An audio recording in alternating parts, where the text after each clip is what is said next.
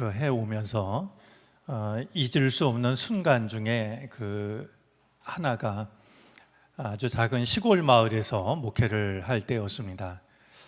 굉장히 오랫동안 비가 오지 않아서 애를 태우던 끝에 비가 내렸는데 하필이면 그 비가 토요일 날 내렸습니다. 모를 낼 때였고, 당시 제가 목회하던 농촌 마을은 품앗이를 하던 그런 마을이었습니다.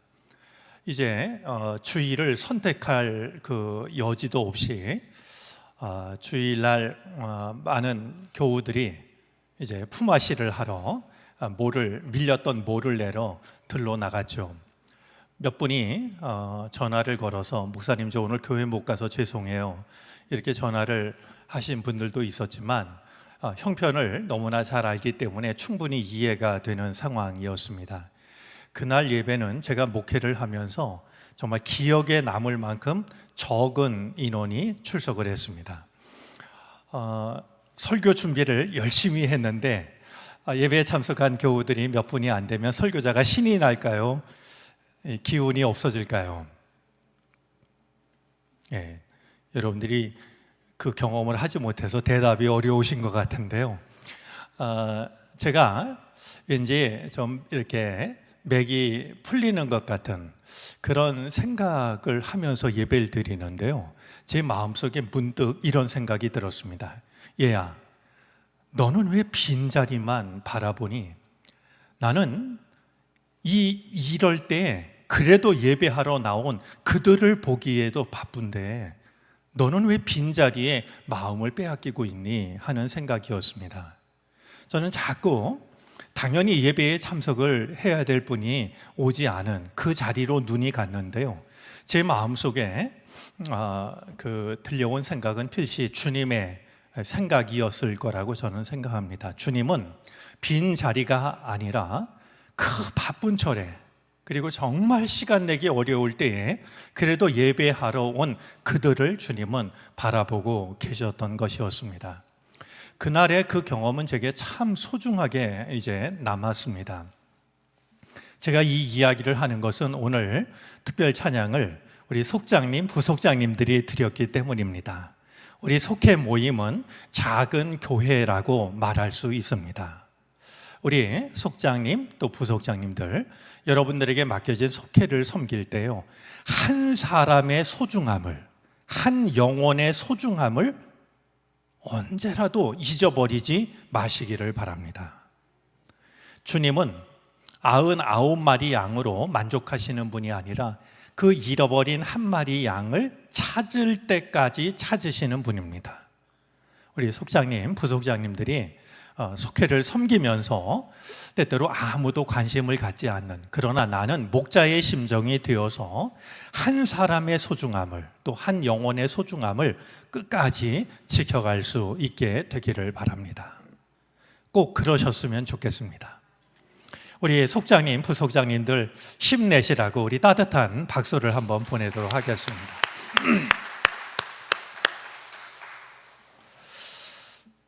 오늘 한올 양식을 가지고 하루를 여신 분들이 계실지 모르겠는데요, 오늘 한올 양식에는 아주 재미난 이야기가 실려 있었습니다. 수석, 멋있는 돌, 이 수석 경매사상 최고가를 기록한 수석이 있었다는 건데요, 고비 사막에서 우연히 발견한 돌멩이 하나가 이제 사람의 얼굴 모양을 닮았는데 보는 각도에 따라서 아주 느낌이 전혀 다르게 이제 다가오는 그런 돌이었다는 겁니다.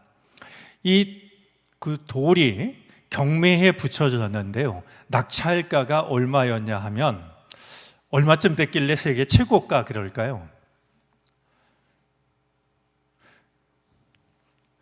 오늘 한올 양식 눈여겨보신 분은 기억하지 않을까 싶은데요, 그 한올 양식에 실린 최고가는 150억이었습니다. 그러니까 고비 사막에 그냥 버려져 있을 때는 버려진 돌멩이 중에 하나였는데, 그게 누군가의 눈에 띄고 그것이 선택되자 그 값은 정말 깜짝 놀랄 만큼의 가치를 얻게 되었다라는 것이죠. 우리들의 삶도 보잘것없어 보여도 하나님께서 우리를 선택하시면 가치 있는 삶이 된다라는 그런 내용이었는데요. 저는 그 하늘 양식에 실린 글을 보면서 조금 엉뚱하지만 이현주 목사님이 쓰신 동화 하나가 떠올랐습니다. 미운 돌멩이라는 동화인데요, 저는 굉장히 성서적인 메시지를 담고 있다라고 생각이 듭니다. 강가에 이제 돌멩이들이 많이 있는데요, 수석을 하는 사람이 와가지고요, 예쁜 돌멩이, 특이한 돌멩이들을 하나씩 이제 선택해 갑니다. 남아있는 돌멩이들은 자기를 선택해 주는 사람이 없어서 눈물을 흘립니다. 돌들도 눈물을 흘리냐고요? 새벽에 나가보면 그들의 이제 몸에 남아있는 눈물 자국을 볼 수 있을 거라고 재미난 얘기를 합니다. 어느 날 이제 한이 바람이 지나가고 있을 때 미운 돌멩이 중에 하나가 한이 바람에게 묻습니다. 왜 사람들은 예쁜 돌멩이만 좋아할까요? 이렇게 묻자 이 한이 바람이 대답을 합니다. 사람들은 그 돌멩이들로 자기 방을 아름답게 꾸미지. 그때 이 미운 돌멩이가 그런 사람의 방 안에서 한 자리 차지한다면 얼마나 좋을까, 시무룩해진 미운 돌멩이가 생각합니다. 이제 그 마음을 알아차린 한이바람이 너도 누군가가 데려가 줬으면 좋겠지. 여러분, 누가 내 마음을 훤히 알아차리면 괜히 마음이 슬퍼지는 거 아니겠습니까? 이 한이바람이 이 미운 돌멩이의 마음을 너무나 잘 안다는 듯이 빙글빙글 돌면서 이런 이야기를 들려줍니다. 그러나 슬퍼하지 마라, 이 못생긴 돌멩이들아. 사람들이 가지고 간 돌멩이는 겨우 한 칸 방을 꾸미고 있지만 너희는 이 지구를 아름답게 꾸미고 있지 않느냐? 하하하. 하나님이 지으신 이 세상은 너희들 같이 못생긴 것들이 있어서 아름다운 법이란다. 이 미운 돌멩이가 저 바람이 무슨 얘기를 하는지, 이게 무슨 뜻일까 생각하고 있는데 한이 바람이 다시 한번 이야기를 하죠. 여기서는 몰라. 높은 데 올라가면 다 볼 수 있지. 높은 데서는 알 수 있어. 너희들 못난 돌멩이들이 굽이치는 개울을 따라, 큰 강을 따라 바다에 이르기까지 얼마나 아름다운 비단폭처럼 눈부시게 빛나고 있는지를. 여기서는 모르는데 높은 데서 보면 알 수 있다고. 이제 방 한 칸을 꾸미는 그런 돌멩이들보다도 정말 이 굽이치는 강을 따라서 바다에 이르기까지 너희들이 얼마나 비단폭처럼 아름다운지 말이죠. 높은 데서 보면 알 수 있다라는 이야기를 들려줍니다.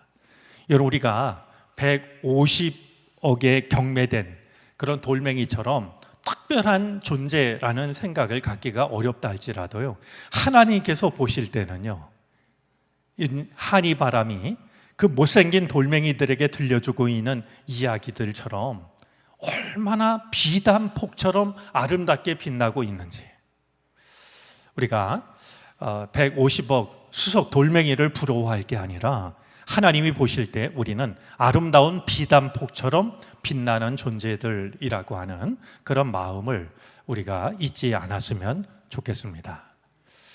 오늘 기도하러 모인 우리들도 하나님께서 보실 때는 세상 그 누구보다도 아름다운 사람들일 줄로 압니다. 자, 오늘 우리가 생각하려고 하는 두 사람이 있는데요, 하필이면 이름이 발락과 발람입니다. 제가 오늘 저녁을 먹으면서 제 아내에게 성경 퀴즈를 냈더니 집사람도 헷갈려 하더군요.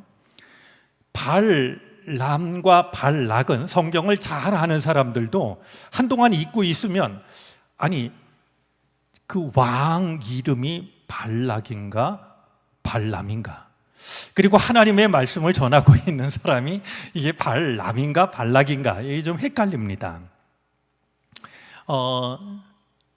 역시 집사람이 헷갈려서 제가 그랬어요. 여보, 발락이 가볍게 들려? 발람이 가볍게 들려? 그랬더니 발락이 가볍게 들린대. 그래서 맞아, 가벼운 사람이 왕의 이름이야 이야기를 했는데요, 기억하는데 도움이 된다라고 하면 뭐 그렇게 기억을 해도 좋을 것 같습니다. 발락은요 모압 왕이고요, 발람은 조금 복잡한 사람입니다. 사실 그는 어떤 면에서 보면 주술가이기도 하고요, 그러니까 점을 치는 이런 이제 역할을 하기도 하고, 또 복채를 바꿔서 뭔가 이제 그들이 원하는 말을 해주기도 하고, 그런가 하면 성경을 쭉 읽어 나가다 보면 이 사람이 예언자 아닌가? 이렇게도 비춰지는 굉장히 다양한 면을 가지고 있는 사람입니다.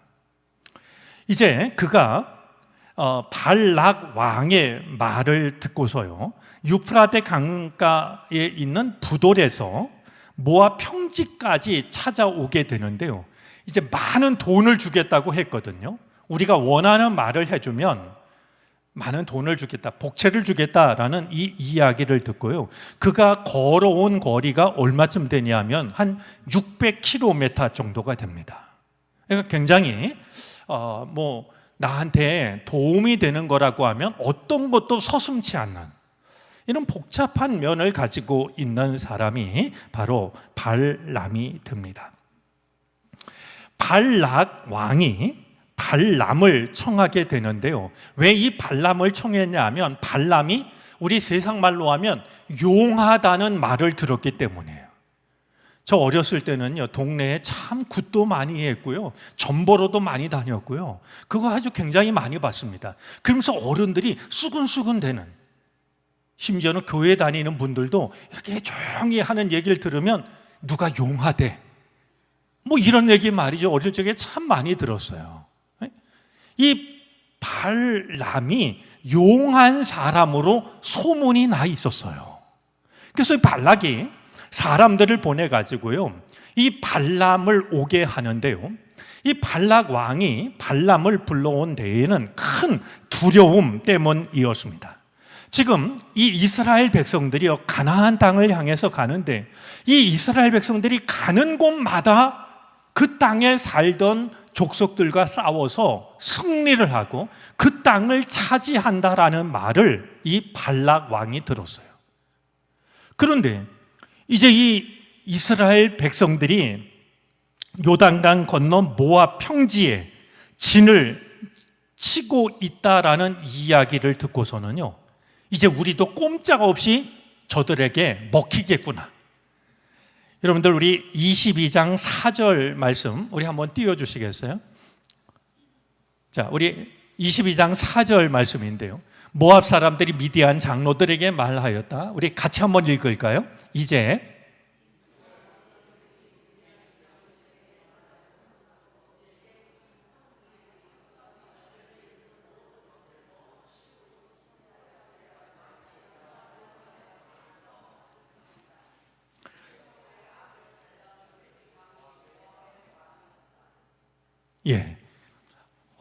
이 모압과 미디안이 말이죠,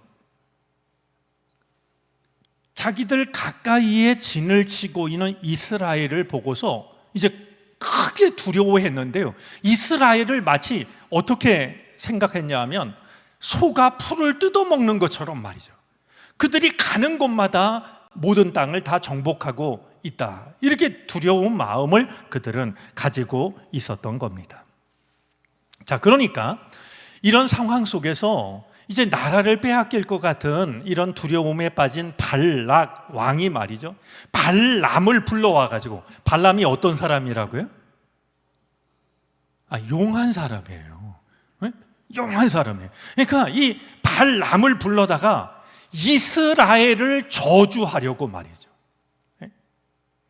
주술의 힘을 이용해 가지고 이스라엘을 이기려고 용하다라고 하는 발람을 불러오기로 한 거예요.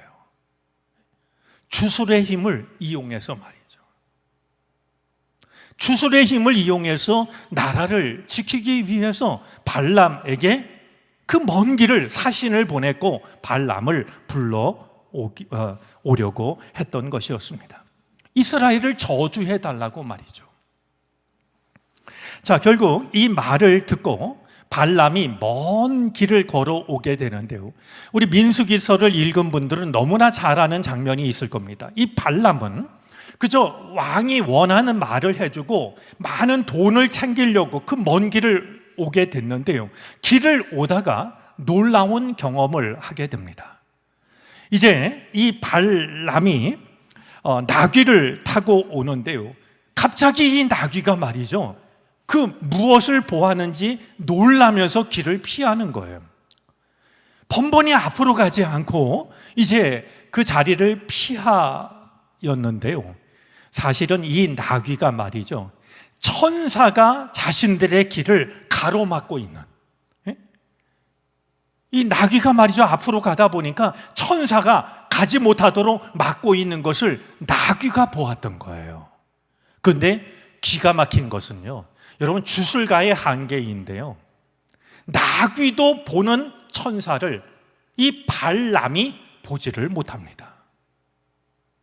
결국 그가 이 나귀를 때리려고 할 때 마침내 이 발람도 그 앞길을 막고 있는 것이 바로 하나님의 천사라고 하는 사실을 깨닫게 됩니다. 그 일을 통해서 이 발람은 하나님께서는 저 발락을 찾아가는 것을 원하지 않는다라고 하는 사실을 깨닫게 됩니다. 자, 그런데도 왜 이 발람이 발락을 찾아갔을까요? 돈 때문에 그랬을까요? 그렇지는 않습니다. 이제 하나님께서 결코 발락에게 찾아가서 이스라엘을 저주하는 것을 원하지 않는다는 사실을 알았음에도 불구하고 발람이 발락을 찾아갔던 것은요, 하나님께서 이 발람에게 뭐라고 말씀하시냐면, 내가 네게 말하는 것 외에는 말하지 말라. 내가 괜히 돈을 바래가지고 내가 말하지도 않은 것을 말하지 말라고 말이죠. 그런 점에서 이 발락은 지금 자기가 가는 길이, 이스라엘을 저주하기 위해서 가는 길이 하나님이 원하시지 않는 길이었지만, 하나님께서는 하나님께서 명하시는 말을 하라라고 하셨기 때문에 발락을 찾아가게 됐던 겁니다. 이제 발람이 오고 있다라는 이야기를 들은 발락 왕은 아르논 경계까지, 그러니까 그 나라의 경계까지 나가서 이 발람을 영접합니다. 왕이 사실은 누군가를 영접하는 건 대단히 영광스러운 일인데요, 왕궁에서 영접했던 게 아니라 국경까지 나가서 발람을 영접할 정도였으니 이 발락의 마음이 지금 얼마나 다급한지를 우리는 엿볼 수가 있게 됩니다. 자, 이 발락에게 발람이 이제 하나님의 뜻을 전하게 되는데요, 우리 성경을 읽어보면 오늘 우리가 읽은 말씀은 세 번째 예언에 해당이 됩니다. 발락을 어떻게 짓느냐에 따라서 이 발람의 예언은 5번 혹은 7번 이렇게 나누어지는데요, 이 발락 왕이 원하는 것은 이스라엘을 저주하는 일이었는데요, 발람은 하나님께서 주시는 말씀만 전해야 하기 때문에 저주를 하는 것이 아니라 오히려 이스라엘을 축복하는 말을 합니다. 저주를 원했지만 오히려 이 발람이 발락 왕 앞에서 했던 말은 저주가 아니라 축복이었던 거예요. 왕이 화를 내자 발람은 이렇게 이야기를 합니다. 우리 22장 18절 말씀 한번 볼까요? 우리 한번 읽어주시겠어요?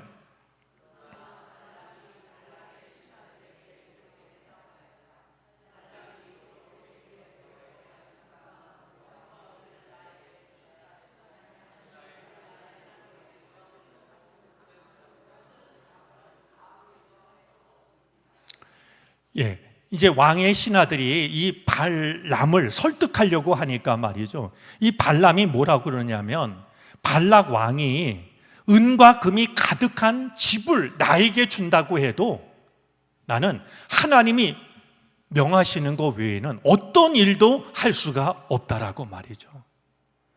이렇게 대답을 하고 있는 것을 보게 됩니다. 이 이야기를 들은 발락 왕이 크게 화를 냅니다. 그러나 발람의 마음은 마찬가지였습니다. 우리 23장 8절 말씀입니다. 역시 한번 읽어주시겠어요?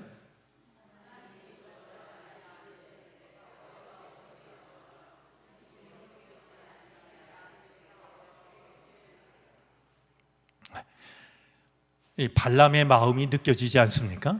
하나님이 저주하지 않으시는데 내가 어떻게 저주하며, 주님께서 꾸짖지 않으시는데 내가 어떻게 이스라엘을 꾸짖을 수 있겠는가?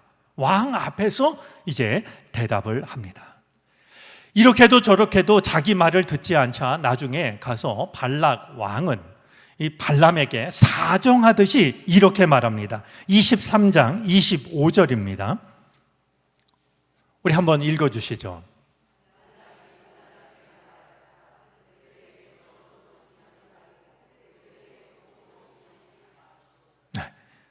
좋다. 이제 저주하지 않는 건 좋은데 그렇다면 복도 빌지 말라고 말이죠. 이렇게 사정하듯이 이야기를 하고 있습니다.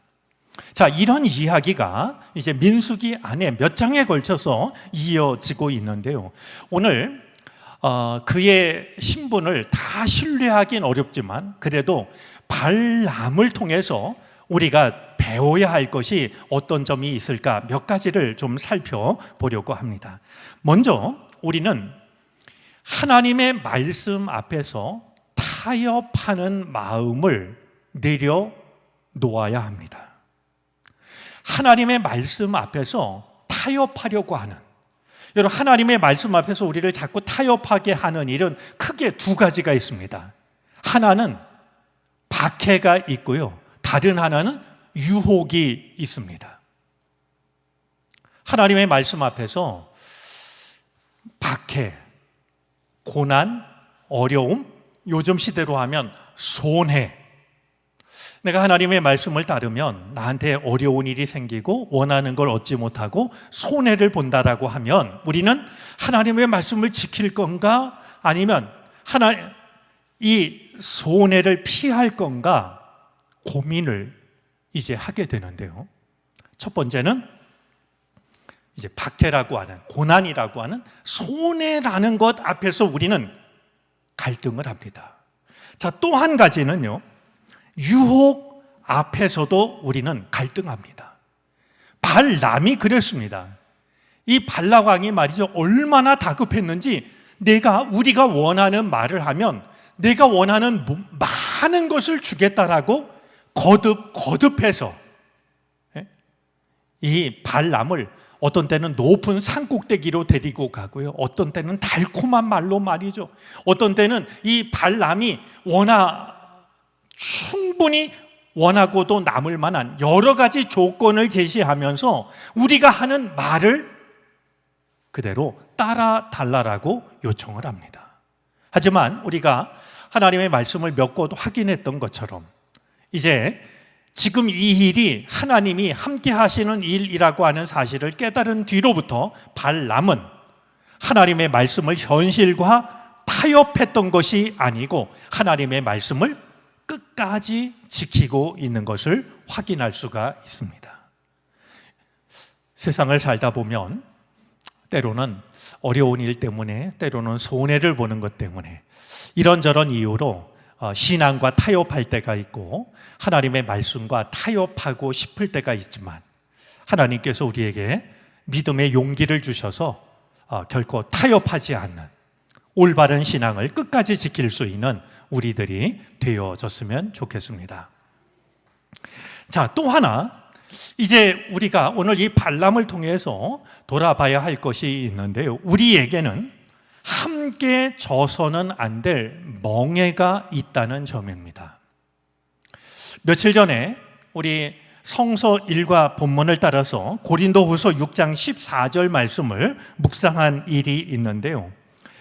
너희는 믿지 않는 자와 멍에를 함께 지지 말라라는 말씀이었습니다. 이 말씀을 오해할까 보아서 제가 바로 앞에 나오는 말씀도 소개를 했고요. 너그러운 사람이 되라는 이 말씀과 멍에를 함께 지지 말라라는 말씀이 어떻게 만나는지를 이제 함께 나눴는데요. 우리 민수기 24장 25절에는요. 이 발람과 발락의 결국이 어떠했는지를 기록한 말씀이 담겨져 있습니다. 우리 25절 말씀 함께 읽어주시겠어요?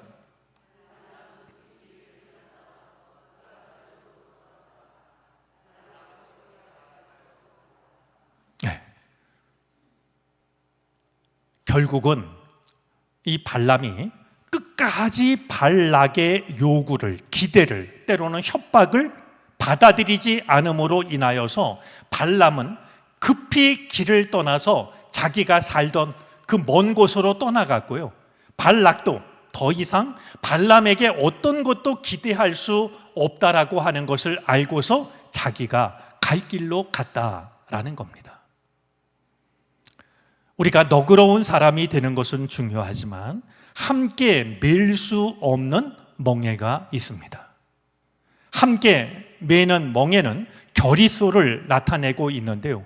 하나님의 밭을 갈기 위해서는요, 함께 멍에를 매선 안 될 일이 있고 사람이 있다라고 하는 것, 우리가 발람을 통해서 마음에 담아 두었으면 좋겠습니다. 자, 발람을 통해서 생각하고 싶은 마지막 한 가지는, 발람이 그러했듯이 우리도 저주를 축복으로 바꾸는 사람이 되어야 한다라는 겁니다.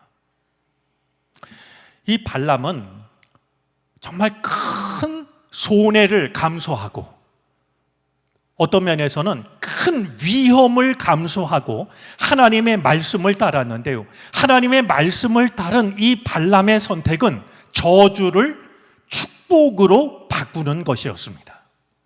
발람 왕이 원했던 이스라엘을 향하여서 자기 말이 성취되든 성취되지 않든 저주의 말을 했다라고 하면 세상이 원하는 많은 것을 얻을 수 있었지만 발락은 그것이 하나님의 뜻이 아니었기 때문에 발락 왕이 원하는 저주의 말을 선포한 것이 아니라 축복의 말을 선포하고 있는 것을 보게 됩니다. 저는 오늘 이 발람의 모습 속에서 이 땅을 살아가는 그리스도인들의 모습을 생각하게 됩니다. 여러분, 이 땅의 그리스도인들은 저주를 축복으로 바꾸는 사람 아닐까요? 내가 저주 한 번을 하면 속이 후련하고 또 내가 원하는 것을 얼마든지 얻을 수 있고, 아무리 그렇다 할지라도 하나님이 원하시는 것은 저주가 아니라 축복이기 때문에 저주를 하는 대신에 축복을 선포했던, 오늘 발람이 보여주고 있는 이 모습이야말로 이 세상 속을 살아가는 그리스도인들의 모습이 되어야 할 겁니다. 여러분, 이것을 본을 보여주신 분이 계십니다. 바로 예수 그리스도이십니다. 그분은 당신이 저주를 받아들이고 하나님의 축복을 받을 수 없는 이들에게 축복의 길을 열어주셨습니다. 예수님이야말로 저주를 축복으로 바꾸신 분이십니다. 우리가 예수님을 믿는 사람이라고 한다면 세상을 살아가면서 누군가를, 어떤 일을 저주하는데 쓰임받는 것이 아니라 오히려 저주를 축복으로 바꾸는데 쓰임받는 사람이 되어야 됩니다. 그 일을 위해서 이 발람이 감내해야 됐던 일들이 있었고, 예수님께서 지셔야 할 십자가가 있었습니다. 그것은 그냥 마음 먹기에 따라서 달라지는 것이 아니라 누군가가 십자가를 십자가를 지는 일이 필요합니다. 쉽지는 않지만 우리 또한 내게 주어진 십자가를 달게 짐으로 저주를 축복으로 바꾸어내는, 저주의 상황을 얼마든지 축복으로 변화시킬 수 있는 그런 믿음의 사람이 되어질 수 있었으면 좋겠습니다. 여러분들이 있는 그곳에 여러분들이 있어서 저주의 상황이 축복의 상황으로 달라지게 되는 놀라운 일들이 나타날 수 있기를 바랍니다. 기도하겠습니다.